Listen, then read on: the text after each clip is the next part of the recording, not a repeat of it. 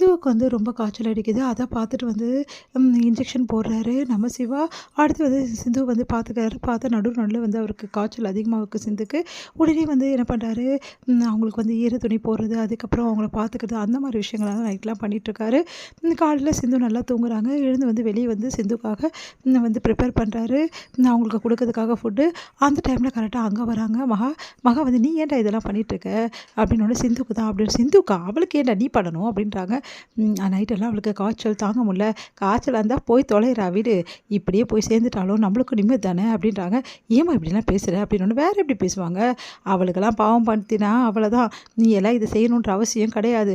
அவளுக்கெல்லாம் நீ ஒண்ணும் பண்ண வேணாம். வேலைய பாரு" அப்படின்னோனே, "இங்க பாரும்மா, நீ பண்றது கொஞ்சம் கூட சரியில்ல. இன்னைக்கு நான் இந்த நிலைமையில இருக்கேன்னா, அதுக்கு அவ தான் காரணம். இல்லன்னா நான் இந்த உலகத்திலே இருக்க முடியாது. அவ தான் என் உயிர காப்பாத்தியிருக்கா. அது கூட உனக்கு புரியலையாம்மா?"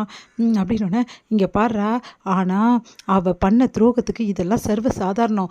அவ தான் ஆளுங்களெல்லாம் ஏற்பாடு பண்ணி எல்லாம் பண்ணியிருப்பா. அத போய் நீ நம்புறியேன்னோனே, "அம்மா அப்படிலாம் ஒண்ணும் இல்லம்மா. தேவையில்லாம பேசிட்டு இருக்காத. இது என்னோட பிரச்சனையில வந்தது.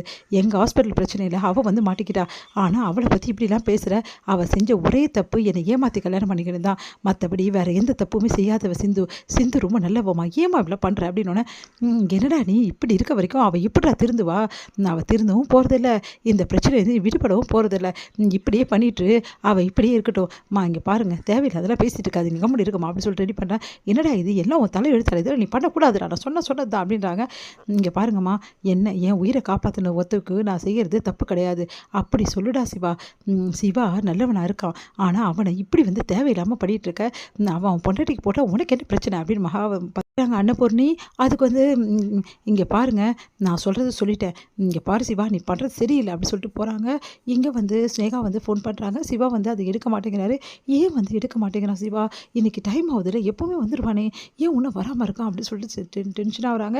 உடனே மகாக்கு ஃபோன் பண்ணேன். "ஆன்ட்டி, என்னாச்சு? சிவா ஏன் இவ்வளோ லேட்டா வரான்? வரலையே இன்னைக்கு. இன்னைக்கு வந்து வேலைக்கே வரல" அப்படின்னோனே, "அது ஏம்மா கேட்குற? நைட்லேருந்து அந்த சிந்துக்கு சேவகம் பண்ணிட்டு இருக்கான்." "என்ன ஆன்ட்டி சொல்றீங்க?" "ஆமாம்மா, இத இப்படியே விட்டா வேலைக்கே ஆவாது. அதுக்கப்புறம் சிந்து முழுசாவே என் பையன அவளோட முந்தானையில முடிஞ்சு படும்னு பயமா இருக்குமா." "என்ன ஆன்ட்டி இப்படிலாம் பயமுறுத்துறீங்க? நம்ம நினச்ச விஷயம் என்ன ஆச்சும்மா? முதல்ல வந்து அவங்க 2 பேருக்கு டைவர்ஸ்க்கான வேலைய பாரு. அதுதான் ரொம்ப முக்கியம்.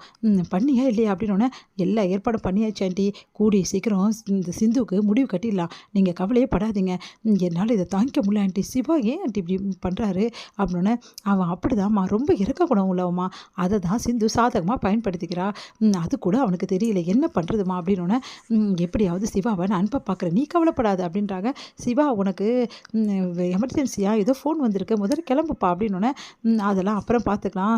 எனக்கு தெரியும் என்னென்ன கமிட்மெண்ட் இருக்குன்னு நான் பார்த்துக்கிறேன். நீங்க வேலைய பாருங்க" அப்படின்னு சொல்லிட்டு போறாரு. அது கேட்டு செம்ம டென்ஷன் ஆயிடுறாங்க இந்த மகா. "என்ன இந்த சிவா இப்படி பண்றான்?" அப்படின்னு சொல்லிட்டு இங்க சிவா வந்து என்ன பண்றாங்க, "இந்தா சாப்பிடு" அப்படின்னு சொல்லிட்டு குடுக்குறாங்க கஞ்சிய. அத வாங்குன வந்து சிந்து வந்து ஒரு கையில இந்த கையில வாங்குனதால அவங்களால சரியா சாப்பிட முடியல.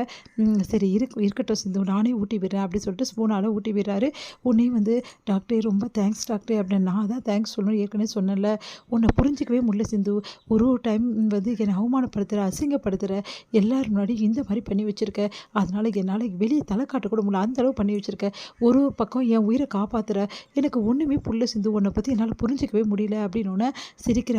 "என்ன டாக்டர் இப்படி பேசுற? எல்லாமே நான் இந்த விஷயமும் சரி, அந்த விஷயமும் சரி, எல்லாமே உனக்காக மட்டும் தான் டாக்டர் நான் செய்றேன். ஏன் டாக்டர் இந்த உயிர கேட்டா கூட அந்த நிமிஷமே நான் குடுத்துருப்பேன்" அப்படின்னோனே அதிர்ச்சி அடைகிறாரு சிவா.